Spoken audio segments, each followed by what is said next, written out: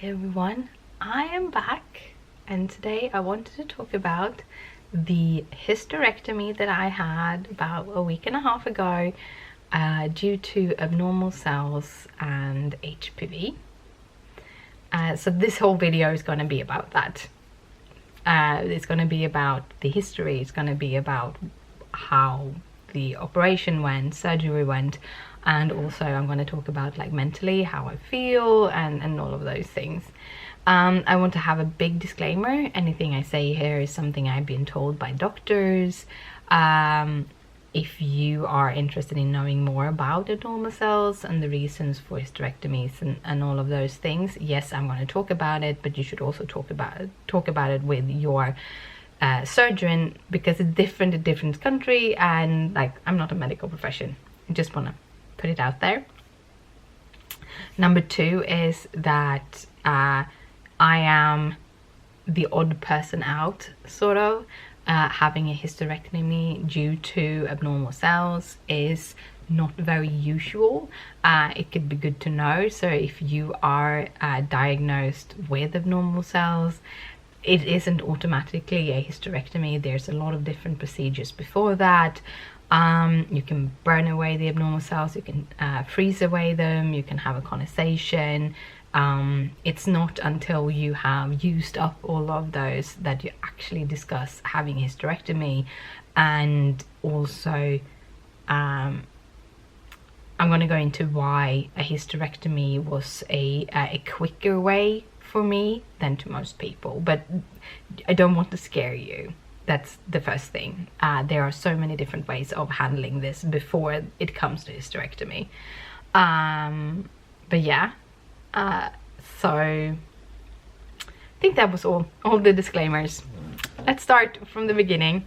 Yeah, have your pap smears. Do that. But let's start from the beginning. So, honestly, it started in 2011, even though I didn't test positive until 2012. So the reason why it started in 2011 is that in 2011 I was diagnosed with premature ovarian failure or premature ovarian insufficiency. Basically, I had gone into menopause at 30. And I, like 80% of women that go into menopause too early, don't know why. And when the medical profession cannot kind of figure out why, they cannot 100% be sure that you won't get back your function. In my case, my ovary has stopped functioning. I didn't produce any estrogen anymore. And I was put on hormonal treatment in 2011 to kind of battle with the menopausal symptoms. When I found out that I couldn't have children, there were a couple of different parameters in that. First of all, I didn't want to have children. I have health issues, and back then, that was before I got diagnosed, so that was when everything was very ominous. I didn't know why, and I had much bigger periods than I have today. And then I felt like I couldn't take a child into that life because I have periods when I can only take care of me, and I didn't want to be a neglecting parent. I didn't feel that taking in a child in my home would work. Also, there's a lot of different parameters around more why I have chosen not to have children, but it's a choice. Yes, I can't have biological children, neither then nor now, but it's a choice. However, I always had that 1 in a million chance lying in the back of my head. I didn't know that then, that was so. This is something I figured out in the last year, that the reason why I didn't break down and had like a deep depression because I went into menopause is because I always had that 1 in a million chance. And as I didn't fully want children, like logically I didn't want to have children, the emotional part actually came with pretty easily, because I always had that 1 in a million chance. If God wanted me to have a child, he would make it so, basically. But yeah, so it's a parameter. The reason I'm telling you this is because it's a parameter in why we choose to go the route we went. So I'm gonna drink some in my coffee, in my cup. This is a raspberry lemonade because I have to drink more. But yeah, so in 2012 is the first time that I know I was diagnosed with abnormal cells and HPV. I might have been diagnosed with HPV earlier. I do not know. I don't have my medical papers from earlier than 2012. And when I was diagnosed with abnormal cells, they do what they always do, at least here in Sweden, and that is they find that you're diagnosed, check so that your abnormal cells isn't at a higher grade. I have a low grade abnormal cells, and then they let you wait for 6 months, because most females who are diagnosed with abnormal cells and HPV will heal them out themselves. So your immune system will kill off the HPV and the abnormal cells will heal out and it will disappear. That's the positive thing. In my case, however, after 6 months, they had gone from low grade to medium grade. So they were evolving. So my doctor decided, my doctor had another way of looking at them, and that is also how they do. They have not a microscope, but magnifier, which they look at your cervical, and then they paint you with a chemical solution, and the abnormal cells will show up white against the normal cells. So he looked at them and he felt that they had spread so much that a conization was what we needed. If you have just little of the abnormal cells, then they can burn them off or they can freeze it off. There's a couple of other different ways of doing it. In Sweden, we only had the burning, the conization, basically, at that time. This is back in 2012. So I had my conization. However, there were a few things that happened during that conization. One of the things is that at that time we didn't know that I have APS. APS is a blood clotting issue. It is an autoimmune disease. I have multiple of them, and in that case it makes your blood clot faster. I could go into all the details, but this isn't about APS, it's about my hysterectomy. So which made the reason when my conization healed, it didn't heal as it was supposed to. It healed too fast, so it kind of made a pocket in my cervical. I came back 6 months later. I had another test and I still had abnormal cells, and my doctor felt that okay, we're gonna need just go in and do another conization. So in 2013 I had my second conization. When I woke up from that, because conizations are done under general anesthetic, so you sleep when they do it. It takes like 15 minutes or something like that. It's very simple. You're asleep, they go in with tools up your vagina, and they just cut and cauterize, or yeah, no, they just cut it and something.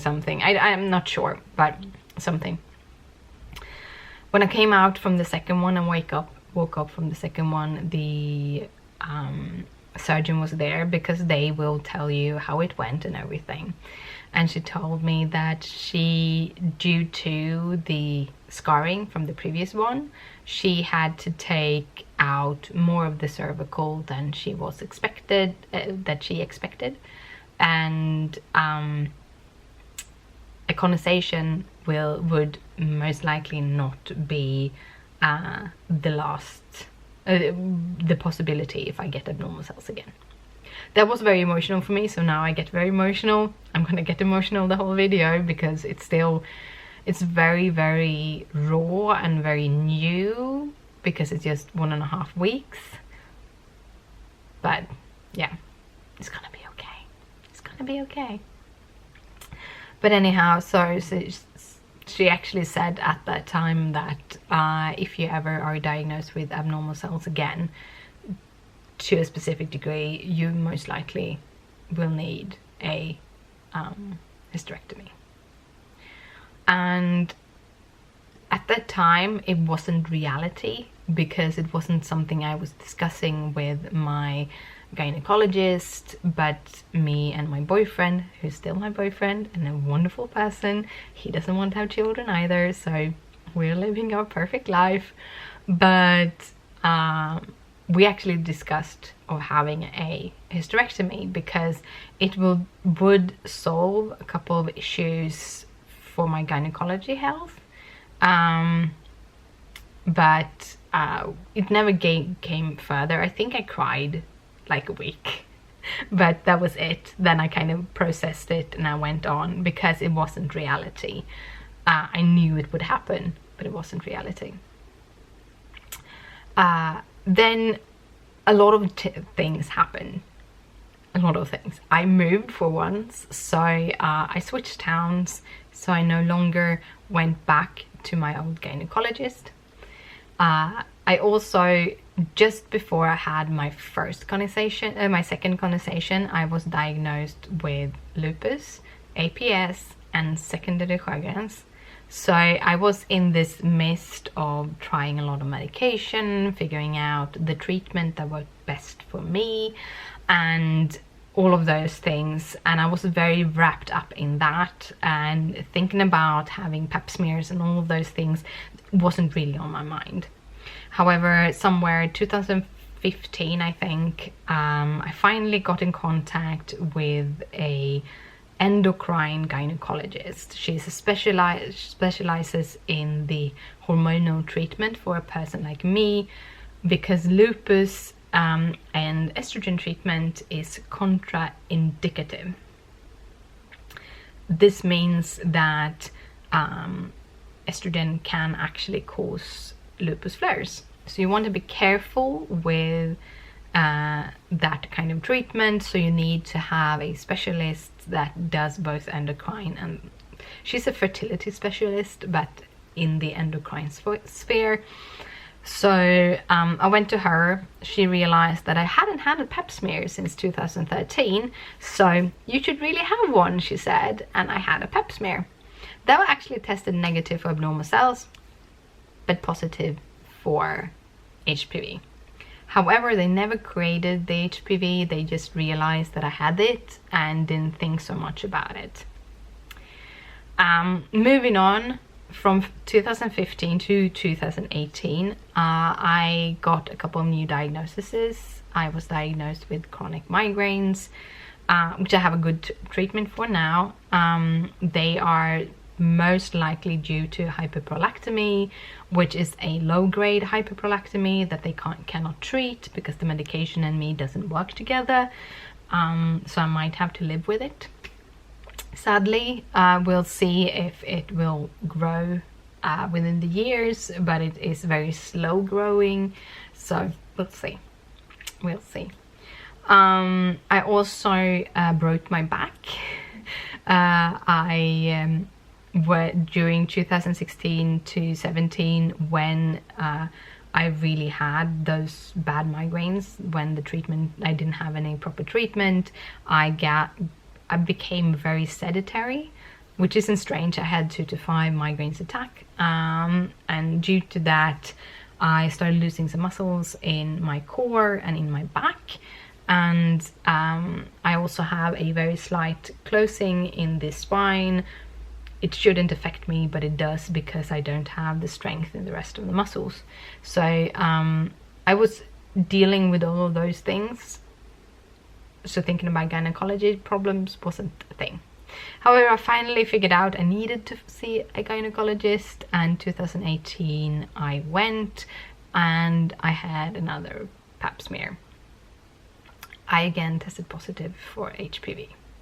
This time, however, it seems like the medical system in Sweden has started to kind of make sure that you're pinged when you test positive for HPV for a longer period of time. That wasn't in 2015, but it was in 2018.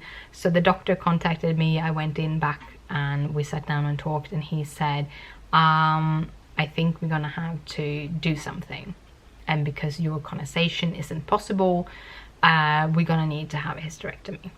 And it was really, it was very chaotic. 2018 was very chaotic for me. 2018 and 2019, or this was the end of 2018, and fall of 2019 was crazy for me. I was having my back issues, I was dealing with the benefit system that just didn't want to pay out the money, even though all my doctors said, hey, she's sick, she needs it. So it was a very stressful period. So I didn't realize he sent away he remitted me to another hospital because his clinic didn't have a surgeon at that time, and they lost my papers for 6 months. Don't know how, but they did. And in the end, though, he contacted me like a year after I got my HPV positive in 2018, and he said that we've gotten back from the hospital and they now saying that they don't want to do it because you have SLE, lupus. Okay. However, we did have another pap smear because I tested positive for HPV in 2018. He wanted to make a second one in 2019, and in 2019 is the first time they actually graded the virus, because you can grade the abnormal cells, but you can also grade the virus to figure out which kind of virus it is. And in my case, they got back the pap smear, I tested positive for abnormal cells, and the grade of the HPV, this is very emotional, is 16 and 18. It's not that I only have one HPV. Human papilloma, what it's called?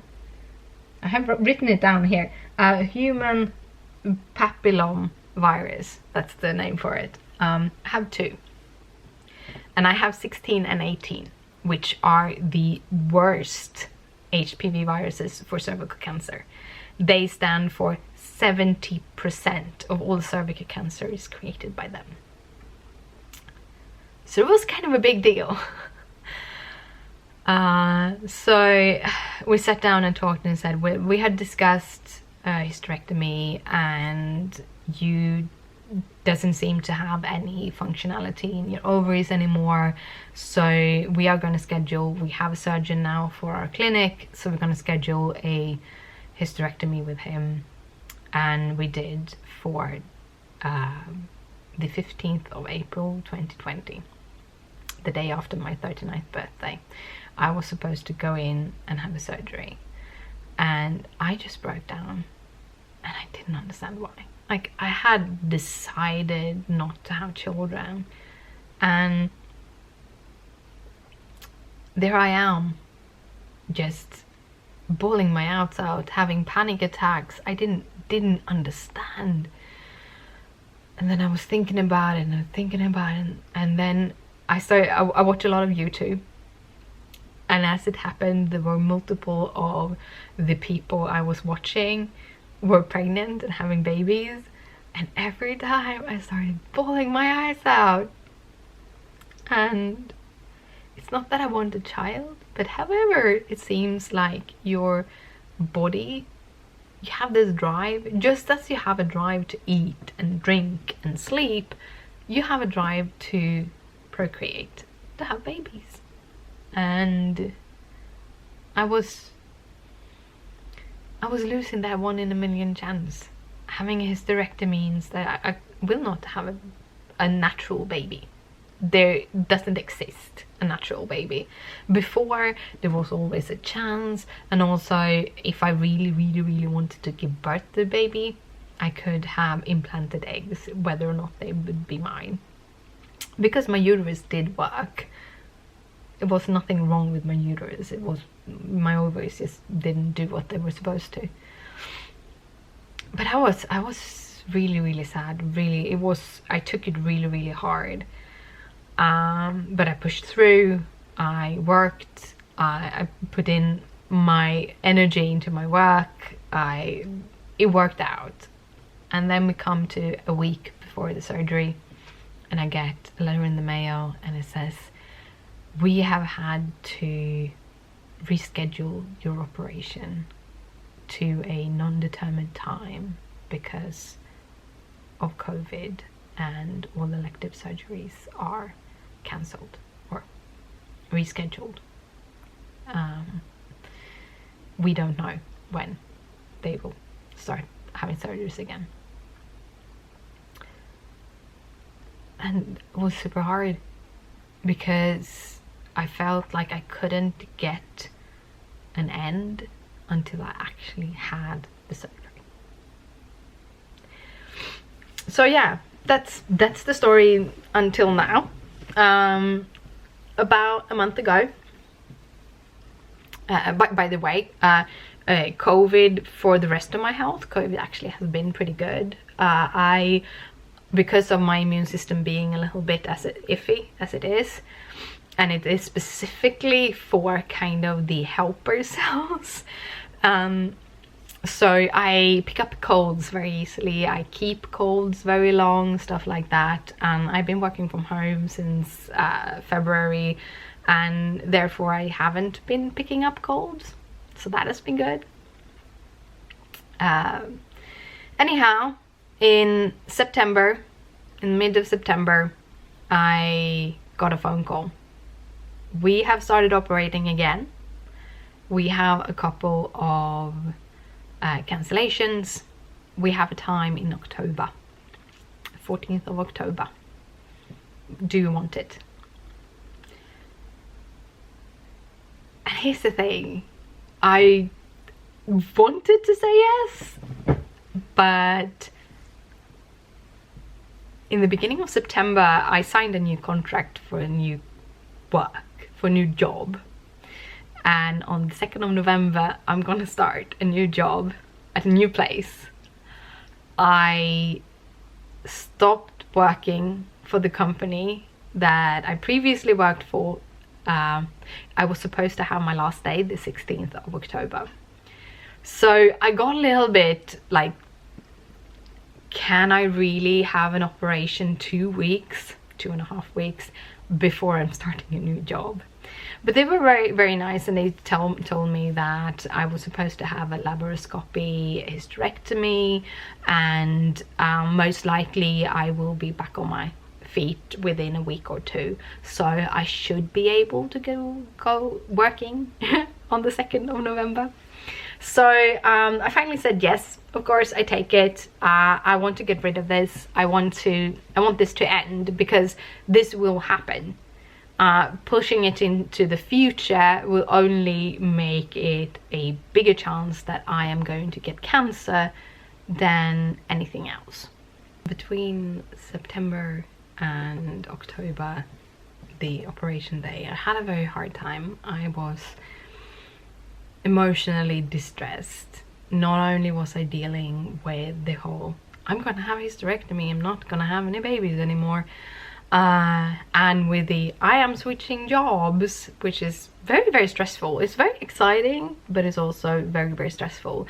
And I'm gonna miss my co-workers very, very, very much. I have a hard time connecting to people. I can be very like relationships overall is very hard for me. Connecting to people is very hard to me, and the team that I've been working with for the past year, I've actually been able to connect to them. They have been a very big part of my life, and it was very emotionally hard to leave them, but it was time I had to. So I was only a consultant at the company, and now I'm gonna go in for another company, but not as a consultant. I'm actually being hired by them directly, which feels really, really good. So, but yeah, it was very, very stressful. And then thirdly, I also during this time find out that a person very, very close to me have cancer. So emotionally I have been a wreck. and I haven't recorded videos, I haven't done anything of that because I've been crying every day and no one wants to see that. So yeah, but then the operation day came. I didn't get a letter in the mail this time telling me that they cancelled it because of COVID, so that was good. I took a cab to the operation room, or to the hospital. The things I needed to do before the operation was I took blood tests like 2 days before. I had to wash my whole body with a certain detergent that kind of cleans everything, very surgical, cleaned, nice, and which I did the morning before I went. I was not allowed to eat 12 hours before the surgery, so stopped eating at 7 in the evening, and I also could only drink 1 glass of water until 12 o'clock during that fast, just because you don't want to have anything in your stomach. When you do an operation in your tummy, you will be leaning backwards, so you don't want anything to be able to go out. I got there, I was there way too early, so I had my iPad and was playing games on my iPad trying to distract myself. But I was also extremely tired. I haven't really slept at all. I woke up at like 3 o'clock in the morning. My cab came at 6, so I've been awake for multiple hours before I got there. So I was really tired, which helped, because when you're that tired you're not that stressed because you're too tired to be stressed. I got to change into some clothes. I was laid into a bed.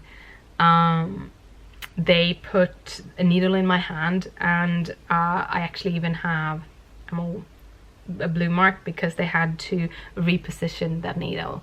They had to have a bigger needle, and they couldn't get they only could use a small needle in the beginning, so they went in with a bigger needle afterwards. However, I did get all of the like medication I needed from the beginning, was able to get in the small one, but they needed a bigger one, so I actually had 2 of those things on my hand when I woke up. I thought that the operation was I was supposed to be there at 7, so I thought that was when my operation would start, but I think I went in at 10 or something like that. But I just lay in my bed and kind of I think I mostly played video games or something like that, because I was tired. Packed everything away, and they put me into the room. I got to meet the surgeon, I got to meet the anesthesiology. I was under general anesthesia, so I was sleeping throughout the whole operation. The operations takes about 2 hours, is what they say. It went really good. I had what is called a laparoscopy hysterectomy, so I have a little bandage on over my belly button, and I have 2 little incisions just underneath my panty line, which also is covered right now.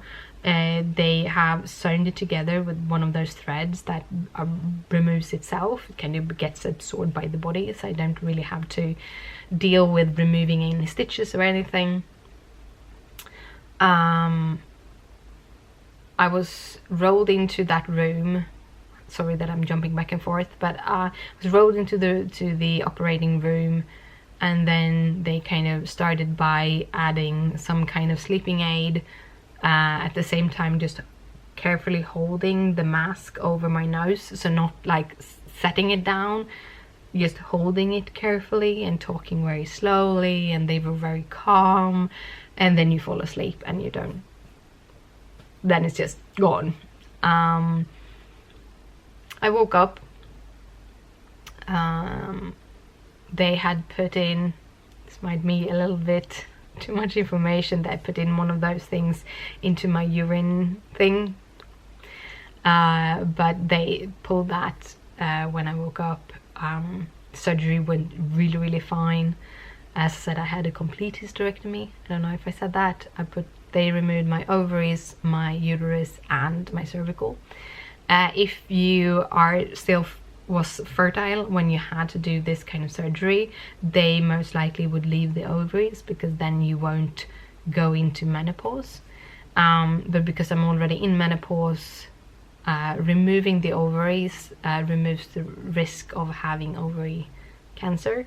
So they disappeared, my cervical disappeared, my uterus gone. I got painkillers. I got different kinds of painkillers, and the first kind was sadly medication I tried before, and I'm hypersensitive to side effects, so it didn't work. It just didn't work. I got to stay the night. They want you to be able to walk. They want you to be able to go to the bathroom, at least pee. It can take 4 to 5 days before you can do the other thing. But just stayed the night, got food, got medication. I'm very privileged to be in Sweden, so nothing of this cost me anything. Really, yeah, I think it cost me 350 Swedish, which is like $35. So I'm really blessed that I don't have to worry like being anything economical from this. But yeah, I thought, and Christopher, my boyfriend, also thought that I would be really like laying in bed for the first week, that he would need to help me to the toilet and stuff like that, and really haven't at all. I was up on my feet the same day. I got a cab home, and then Christopher came down and walked with me, but I could walk without problem. I had a lot more energy. When I stepped off the first medication that I got for the pain, which is actually an epileptic medication, but it works for pain. After I stepped off that, when I realized that all the heart palpitations and panic attacks and restlessness and everything that I got was from that medication, and that I've tried it before and I shouldn't really have it at all, then the pain came, and I do have pain. My pain, however, is mostly intestinal. I have IBD, or I am under investigation for IBD. I've been suffering from it for the past year or so. When you get diagnosed with one autoimmune disease, usually they can come more, especially when it comes to lupus, because lupus is more of a collection name of different kinds of autoimmune diseases, and basically when they don't have a specific diagnosis for an autoimmune disease, you get diagnosed lupus. You have to have a couple of test results that are positive and stuff that I do, but lupus is one of those that, because your immune system fights you all the time, you might actually develop new diseases. So I have most likely IBD, which causes extreme cramps and pains in periods, and I've been having that every day since the operation. I'm not swollen, and everything that comes out of me is okay except for IBD, so I'm not worried that I've hurt something or some of that. I just know that I probably have to live through this for a while until everything calms down. You can trigger an IBD flare when you have a hysterectomy, if IBD is something you have in your body. That's just how it works. Otherwise, the pain is kind of easy, except for those like little spikes that I have throughout the day. Most of the time it's more uncomfortable than painful. I have a lot less energy, which is due to having a lot of pain. But I don't know, I feel better. I feel clearer in my head. It feels like it's over. I still have a lot to deal with mentally about the not having babies and everything, and I'm very much aware of it, because when I talked about very specific things I started to cry, and that means that I haven't really processed everything as I should. I haven't gone through the whole grieving period. I think I'm a little bit in the denial part, to be honest, but it will come, and I will process it, I will go through it, I will deal with it, and it will be okay. Everything will be okay in the end. For me, having this hysterectomy means a little bit more than most people, and this is the bigger things for me. Not only should I now be rid of the HPV viruses, which means that the chance of getting cervical cancer should also be reduced.